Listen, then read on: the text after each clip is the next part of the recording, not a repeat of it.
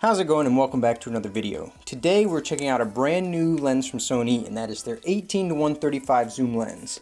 They claim this lens is sharp from corner to corner, so we're going to check it out and see if it actually is. I did buy this lens myself, nobody sent it to me, and it set me back $598, so it's kind of pricey, but that's pretty much where most lenses with about the zoom range fall. Now, the first thing I thought when I opened this lens up is, holy smoke, that thing is tiny. This isn't a particularly big camera, the A6500, and this lens looks very small, very comfortable on this size body. When you put the lens hood on, it gets a little bit bigger, but still isn't unwieldy by any means. It's so small, in fact, that you can pretty easily compare it to the Sony 50mm Optical Steadyshot lens, and they're quite similar, almost the exact same diameter across, and this lens is just a little bit bigger. This lens does extend when you zoom it, so it's not like the 18-105 where all the zooming movements take place within the body of the lens itself, so you are going to have to keep that in mind that it does extend.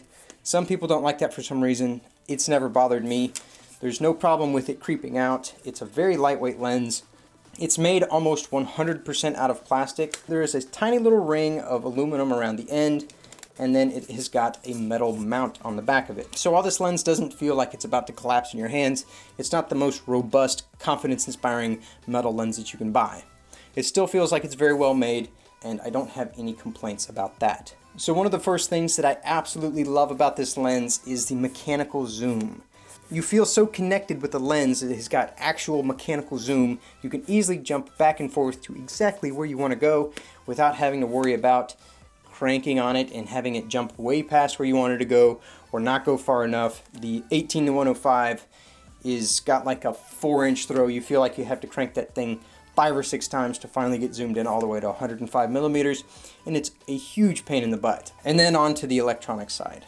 It does still have focus by wire, which is notorious for being kind of touchy, kind of difficult to get used to, and it's no different on this. I think they're getting better with it in general, but it's still not a great intuitive experience. Another hugely welcome addition to this lens is the autofocus manual focus switch on the side of it. You can just flip the switch on the side of it. You can then manually pull focus and not have to worry about going to any menus. This lens does have Optical Steadyshot built into the actual lens itself, so you don't have to be reliant on any internal stabilization going on within the camera body. It's all within the lens, so it'll work on any E-mount camera that you may have. The stabilization works great. Here's a quick video clip of me shooting at 135mm using both hands up against my eye.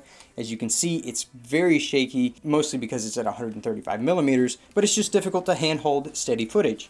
So when I turn on the stabilization, it makes a world of difference. It's not perfect, but it is a heck of a lot better. So that is a welcome feature and an absolute necessity because of the biggest drawback of this lens. This lens is a 3.5 to 5.6, which is expected for a lens this size and a lens this price point and a lens with this zoom range. But it'd be nice to see it stick around at 3.5 a little bit longer. You pretty much get like to 24mm, and it's already stopped down to f4, but by 50mm, you're all the way down to f5, and anything past that, you're at f5.6, which is what it stays at until you get to 135mm. But really the most important thing about a lens is the image quality that it delivers. So let's jump in and check out what kind of image quality we're getting out of this lens.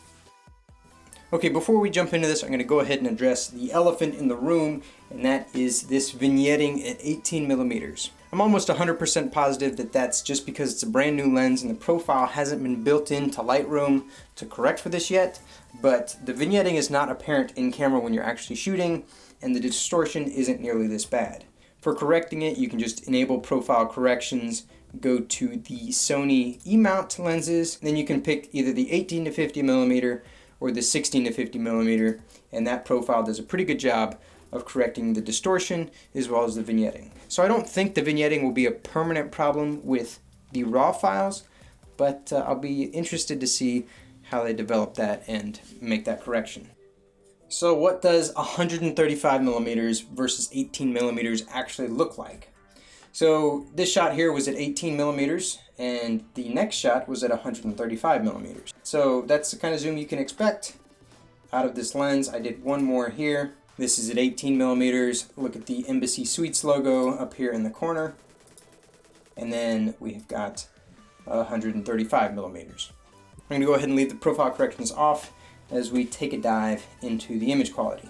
If at any point you have questions about what the camera settings were, you can look up here in the upper left-hand corner, and it's got all the EXIF data up there for you to reference. So let's go ahead and jump in to the center at 18 millimeters, shooting wide open at f3.5. It's fairly sharp in the center. I was pretty impressed with how the sharpness in the center was at 18 millimeters shooting wide open.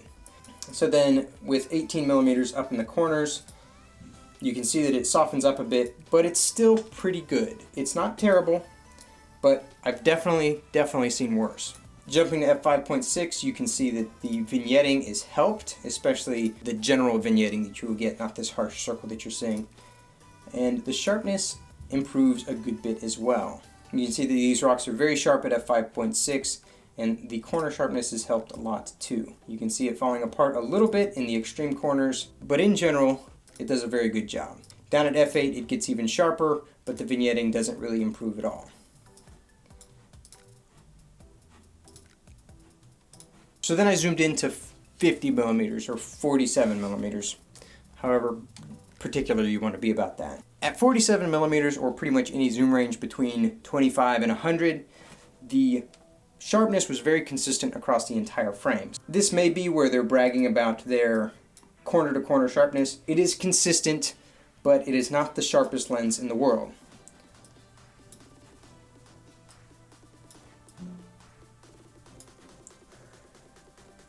So at 47 millimeters, we're stuck at f5, and so let's jump down to f8 as our secondary aperture, and you can see that it brightens up a decent bit as the vignetting goes away, and for some reason the light in the background goes off.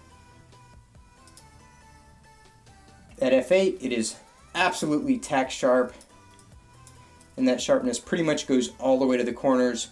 As you can see, there's pretty much no fall off at all as far as the sharpness goes when you're getting into the corners. It's absolutely razor sharp. Jumping down to f11, it might sharpen up a touch, but other than that, there's no perceptible image quality improvements. I zoomed into 135 millimeters from the same spot, but that's too far zoomed in, so I went ahead and backed it up to shoot the 135 millimeters. So wide open at 135 millimeters is f5.6. and it does just okay at that aperture and focal length. You can see that the corners are a little soft, but not terrible, and the center is sharp, but not the sharpest. It does good, but it's not great. Stopping down to f8 helps with the vignetting, and it improves sharpness in general across the board, and the sharpness in the corner is about the same as it was at f5.6. The corner sharpness doesn't seem to improve that much while stopping down at 135 millimeters. Let's go down to f11, and you can actually see there's a pretty good jump with the vignetting there as well. So very bright across the entire frame at f11, and very sharp in the center, and the corners are improved, but they're still not as sharp as the center is. One of the things about the image quality that impressed me the most was the lack of chromatic aberration. I looked high and low for chromatic aberration at different focal lengths, and it's pretty much non-existent. So this is at f5.6, 69 millimeters. So this is wide open at that focal length, and you can see that between the bricks and the white, there's pretty much no chromatic aberration to speak of. The only place that I noticed chromatic aberration was shooting at 18 millimeters and shooting wide open. But in the center at 18 millimeters, there's none at all. Absolutely zero chromatic aberration. Moving off to the side, there's still nearly zero. There's a tiny little blue right here, but I'm not worried about that. But when you get all the way to the outside of the frame here, then you can see the chromatic aberration rearing its ugly head. So that's pretty gross right there, but it's only at 18 millimeters. You zoom in even a little bit and all that completely disappears. So with that said, I'm very impressed with how this controls aberrations and fringing. It does a remarkable job. So the close focus of this lens is very impressive, and the difference in the close focus from 18 millimeters to 105 is about 2 inches worth of difference. You zoom into 135, you back up about 2 inches, and you can get pictures that look kind of like these here. So as you can see, you can get very close to your subject, and you can really magnify what you're shooting. Now, that's pretty much the only time that you're ever going to see any bokeh with this lens because of its very narrow aperture size. And the bokeh is pretty decent. It's not distracting. This is at f8, so you can see there's a little bit of a stop sign shape, but everything here is pretty smooth and doesn't have a distracting jaggedness that so much bokeh can have. The autofocus on this lens is what you would expect from a native Sony lens. In video, it is very snappy to grab focus for whatever you're trying to point at. It struggled a little bit when you're shooting at the absolute macro distance at 135 millimeters, where your subject could be so out of focus that it didn't even know that it was out of focus. But at 18 millimeters or more distant subjects, it grabbed it absolutely immediately. The picture autofocus is fast and snappy. I don't think I missed any shots because of autofocus, so that's definitely a plus. So who's this lens for at the end of the day? Well, if you're looking for the absolute sharpest lens you can buy, this isn't it. This is going to disappoint. This isn't going to give you the background separation. This isn't going to give you the sharpness. This isn't going to give you any of that pro level stuff. If you want a travel lens that is compact and lightweight, I don't think Sony makes a better one than this. This covers the bases. It's a lot smaller than the 18 to 200 millimeter. It's super lightweight. It's almost the size of the 50 millimeter 1.8. This could be a remarkable travel lens and will let you get those shots quickly because of the mechanical zoom. I think this would be a great kit lens upgrade. While this won't take the place of intentional portrait lenses or fast prime lenses, it does a very good job in a tight little package and can definitely be a all-in-one kind of lens for somebody on the go. Unfortunately, I have loaned out my 18 to 105 zoom lens, but as soon as I can get that back from my friend, I'm going to put these two lenses head to head. So go ahead and hit that subscribe button so you don't miss out on that video.